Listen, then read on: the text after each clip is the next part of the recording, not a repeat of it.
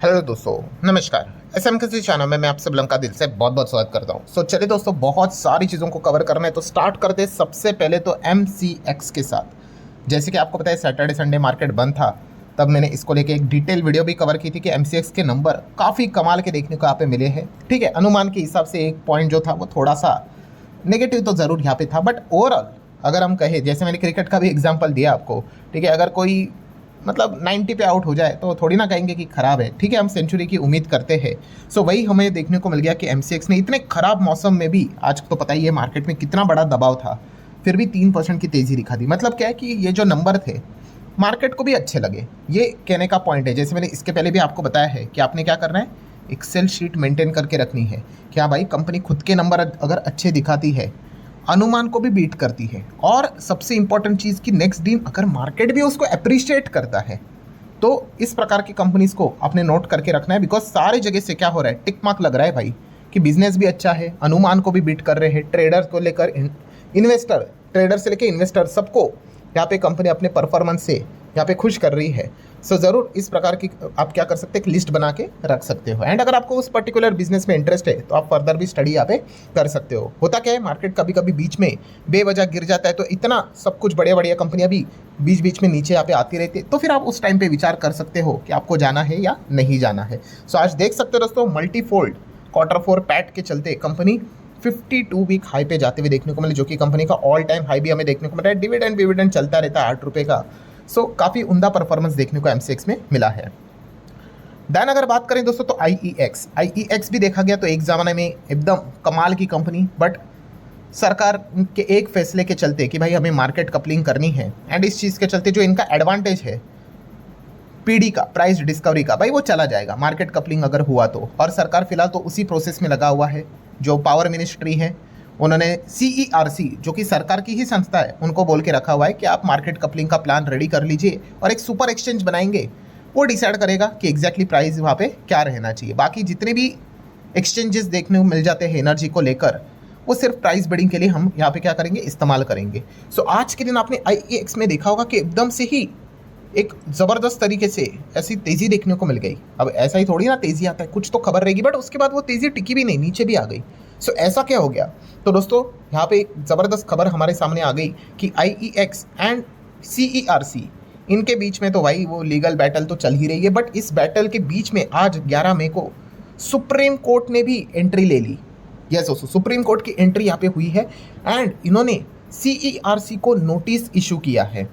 किस चीज़ के चलते हैं कि भाई एक्सप्लेन करो, ये जो आप मार्केट कपलिंग से रिलेटेड जो भी चीज़ें कर रहे हो, एक्सप्लेन कर दो भाई कि ये क्या चल रहा है। IEX ने ऑब्वियसली अपील किया होगा, तभी तो जाके ये चीज़ें वो करते हैं। और जैसी ये खबर सामने निकल कर आई कि सुप्रीम कोर्ट ने उनको नोटिस भेजा, स्टॉक एकदम से सडनली तेज़ हो गया। बट ऊपर से नीचे क्यों आया, क्योंकि जो सेकेंड जो रिक्वेस्ट यहाँ पे था, कौन सा, कि मार्केट कपलिंग की जो प्रोसेस चल रही है उसको भी स्टॉप किया जाए टेम्पररी बेस के हिसाब से, वो बात सुप्रीम कोर्ट ने रिफ्यूज़ की, नहीं मानी।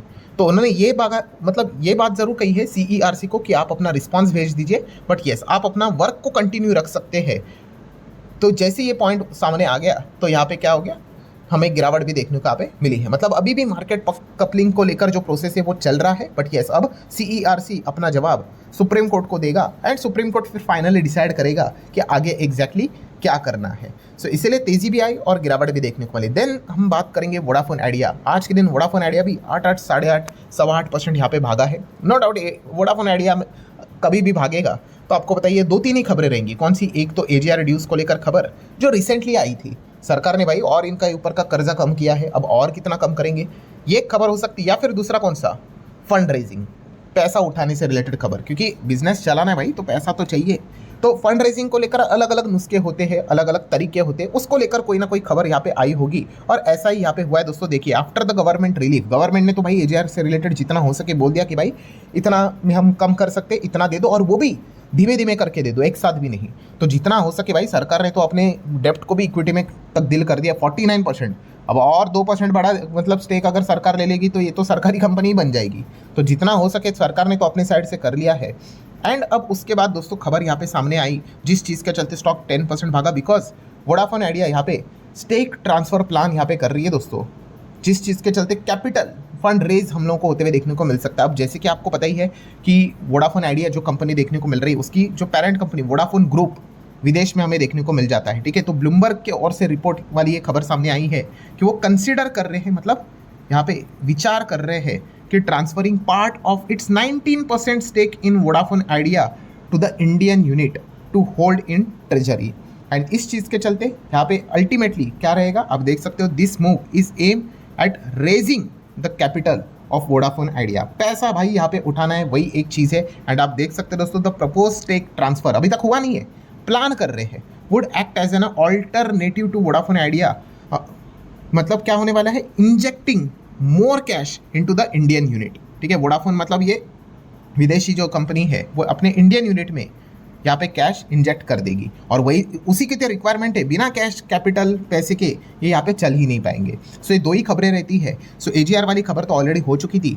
सो यहाँ पे पैसे कैसे आएंगे बिजनेस में, उससे रिलेटेड ये खबर देखने को मिली। अभी तक सिर्फ खबर ही है, कोई तो अभी तक चीज़ यहाँ पे हुई नहीं है, बट मार्केट ऐसे ही चलता है, आप सभी लोगों को पता ही है। अगर ये खबर कल जाके अगर झूठ साबित हो जाती है, क्योंकि रिपोर्ट के जरिए है, तो भाई जितना भागा है उतना वापस पिटाई भी होने के पूरे चांस यहाँ पे बनते हैं। सो इस पॉइंट को भी आप नोट करके चल सकते हो। देन दोस्तों आगे बढ़ेंगे दोस्तों, यहाँ पे तो state bank of India SBI इसके पहले भी गिरा था नंबर के बाद, आज के दिन भी वैसे तो माहौल ही खराब था। सो आज के दिन भी 4.5% नीचे आते हुए देखने को मिला। SBI गिरता है भाई, तो अगेन सरकारी बैंक्स का जो इंडेक्स है उसको ये काफ़ी तकलीफ देता है, और वही चीज़ आज के दिन हमें देखने को मिली है। देन दोस्तों आज के दिन तो पूरा बाजार ही लाल था, बट अगर आज के दिन अगर मार्केट में तेज़ी होती, मान के चल लो निफ्टी 350 पॉइंट गिरा था, मान लो 350 पॉइंट भागा होता, तो भी ये जो कंपनी है वो आज के दिन पिटती ही पिटती। क्यों? क्योंकि कंपनी के जो Q4 के रिजल्ट्स थे काफ़ी खराब हमें देखने को मिल गए। कंपनी प्रॉफिट से लॉस में आते हुए देखने को मिली, और उस कंपनी का नाम है बजाज हेल्थ केयर। यस दोस्तों, बजाज हेल्थ केयर आज के दिन 9.5% तक टूटते हुए देखने को यहाँ पे मिला है, जहाँ पे कंपनी का टॉप लाइन 154, 161, 153, मतलब अगर हम यहाँ पे देखें तो क्वार्टरली डाउन था, और ईयरली भी थोड़ा सा डाउन ही हमें देखने को मिल रहा था। एंड डोंट फॉरगेट, ये छोटे कंपनी है, छोटे कंपनी का थोड़ा भी नंबर इधर उधर हुआ तो उसको मतलब बख्शा नहीं जाता है। वहीं पे लार्ज कैप कंपनियां होंगी तो ठीक है भाई, उनको बख्शा यहाँ पे जाता है, ठीक है, क्योंकि उनका बेस ही उतना बड़ा होता है। छोटी कंपनी थोड़ा भी अगर रेवेन्यू में भी इधर उधर हुआ तो पिटाई यहाँ पे हो ही जाती है। एंड देन यहाँ पे तो बाकी अदर मतलब एक्सेप्शनल आइटम के चलते तो कंपनी और ज़्यादा यहाँ पे नीचे जाते हुए देखने को मिल गई, जिस चीज़ के चलते प्लस वाले जो फिगर हमें देखने को यहाँ पे मिल रहे हैं वो तो माइनस में चले गए। EPS भी प्लस में था, वो माइनस में चला गया, और इसी चीज़ का पनिशमेंट आज के दिन बजाज हेल्थ केयर के शेयर होल्डर को यहाँ पे अच्छे खासी तरीके से मिलते हुए देखने को मिला है।